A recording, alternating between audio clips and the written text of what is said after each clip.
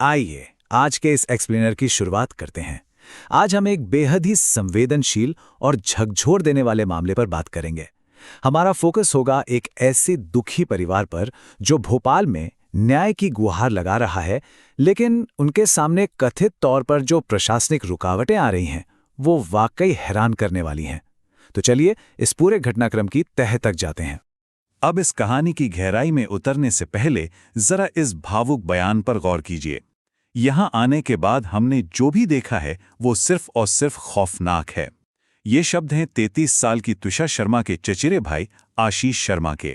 जरा सोचिए, एक परिवार जिसने अभी अभी अपनी बेटी को खोया है, वो भोपाल पहुंचते ही किस तरह के खौफ की बात कर रहा है।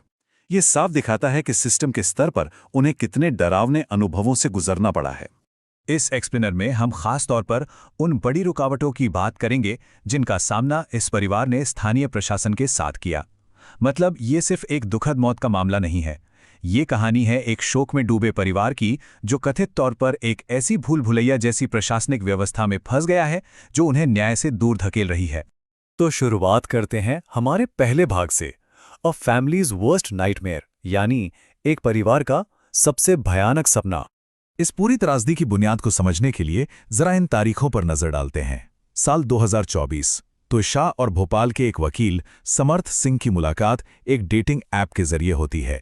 सब कुछ ठीक लगता है और दिसंबर 2025 में दोनों शादी कर लेते हैं। लेकिन फिर शादी के कुछ ही महीनों बाद 12 मई 2026 को तुषा अपने पति के घर में मृत पाई जाती हैं।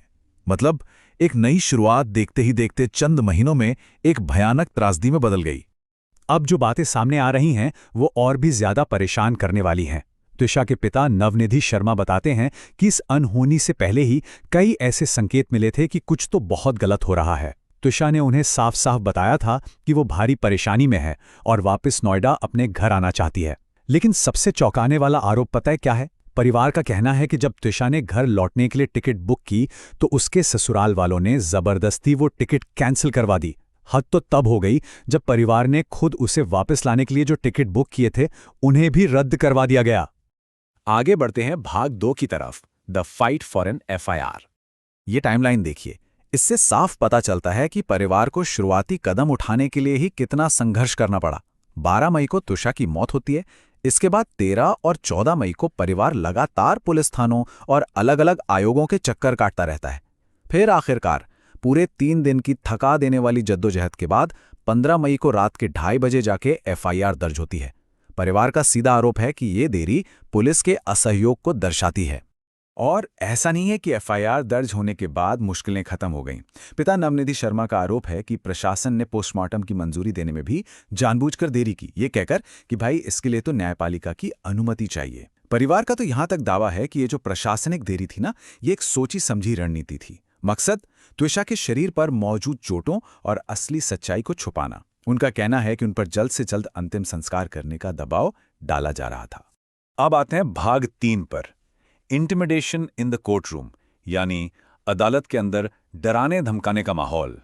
इस हिस्से में जो हुआ वो वाकई हैरान करने वाला है। परिवार का दावा है कि कानूनी कार्यवाही के दौरान उन्हें बुरी तरह से डराया और अपमानित किया गया। पहली बात तो ये कि आरोपी को लगभग बिना किसी विरोध के जमानत मिल गई। फिर कथित तौर पर एक ही दिन में सुबह 9:30 से शाम 5 बजे के बीच 4 बार अदालतें बदली गई। सोचिए, एक बाहरी परिवार इस सबसे कितना चकरा गया होगा। बात यहीं खत्म नहीं होती। जज के चेंबर के ठीक बाहर एक भीड़ ने परिवार को घेरा, फप्तियां कसी। हद तो तब हो गई जब परिवार की महिलाओं को शारीरिक रूप से चिकोटी काटी गई और एक शोक में डूबी मां के सामने उनकी मृत बेटी को ही जिम्मेदार ठहराते हुए शर्मनाक बातें कही गई, जैसे कि लड़कियां पैसे ऐंठने के लिए खुद को मार लेती हैं। ये बिल्कुल अमानवीय है। इस पूरी अफरा तफरी और खौफ के बीच परिवार का कहना है कि उन्हें उस भीड़ से तभी सुरक्षित महसूस हुआ जब अचानक से, जी हां बिल्कुल अचानक से, भारतीय सेना के जवानों ने वहां आकर हस्तक्षेप किया और उन्हें घेर कर वहां से निकाला। अब ये एक ऐसा विशिष्ट विवरण है जो बताता है कि सेना के आने से पहले हालात कितने खतरनाक और बेकाबू हो चुके थे। चलिए अब बात करते हैं भाग 4 की, अ वेब ऑफ इन्फ्लुएंस, यानी रसूख और प्रभाव का जाल। अगर हम इस पूरी तस्वीर को देखें तो ये एक क्लासिक डेविड बनाम गोलियात जैसी स्थिति लगती है। एक तरफ है शर्मा परिवार, नोएडा और दिल्ली से आए हुए दुखी रिश्तेदार जिन्हें भोपाल के सिस्टम की कोई जानकारी नहीं है, और दूसरी तरफ आरोपी का बेहद तगड़ा लोकल नेटवर्क। इसमें खुद एक वकील पति है, एक रिटायर्ड जज पिता है, और सबसे बड़ी बात, एक ऐसा रिश्तेदार शामिल है जो वर्तमान में लोकायुक्त के पद पर बैठा है। मतलब बाहरी और कमजोर पीड़ितों की टक्कर एक बहुत ही मजबूत स्थानीय सत्ता ढांचे से हो रही थी। नवनिधि शर्मा के ये शब्द सुनिए। वो कहते हैं, लोकायुक्त उनके रिश्तेदार हैं, प्रशासन में उनके कई लोग हैं, तो फिर लोकायुक्त के खिलाफ कौन जाएगा जिनके पास इतनी शक्ति है? उनका ये सीधा सवाल उस गहरी बेबसी को दिखाता है जो कोई भी तब महसूस करेगा जब न्याय प्रणाली के इतने रसूखदार लोग सामने खड़े हों, जब सिस्टम के रक्षक ही आरोपियों से जुड़े हों। तो एक आम इंसान का न्याय से भरोसा उठना बहुत स्वाभाविक सी बात लगती है ना? और अब हमारा आखिरी भाग, भाग 5, द सर्च फॉर अकाउंटेबिलिटी, यानी जवाबदेही की तलाश। 6। जी हाँ, ये नंबर है उन सदस्यों का जिन्हें मिलाकर पुलिस ने अब दहेज हत्या और उत्पीड़न के आरोपों की जांच के लिए एक नई एसआईटी यानी विशेष जांच दल का गठन किया है। इतनी बड़ी रुकावटों के बाद ये कदम से कम ये तो दिखाता है कि मामले की गंभीरता को आखिरकार समझा जा रहा है। इसके साथ ही मुख्य आरोपी, जो कि वकील पति समर्थ सिंह हैं, उसकी तलाश और गिरफ्तारी के लिए एक बड़ा तलाशी अभियान शुरू हो चुका है। अधिकारियों ने अंततः अपनी कार्रवाई तेज कर दी है और उसे पकड़ने के लिए पूरे इलाके में कई पुलिस टीमें लगा दी गई हैं। न्याय और जवाबदेही की दिशा में ये यकीनन एक बेहद जरूरी कदम है। तो इस पूरे एक्सप्लेनर के अंत में हम एक बहुत ही गहरी और परेशान करने वाली सच्चाई के सामने खड़े हैं। जरा सोचिए, जब व्यवस्था से जुड़े लोग ही कटघरे में हों, जब न्याय की सीढ़ियों पर ही इस तरह की रुकावटें मौजूद हों, तो फिर न्याय होना कौन सुनिश्चित करेगा? इतनी बड़ी त्रासदी और सिस्टम के इस गतिरोध के बीच जवाबदेही का ये सवाल सच में ऐसा है जो हमें बहुत लंबे समय तक सोचने पर मजबूर कर देगा।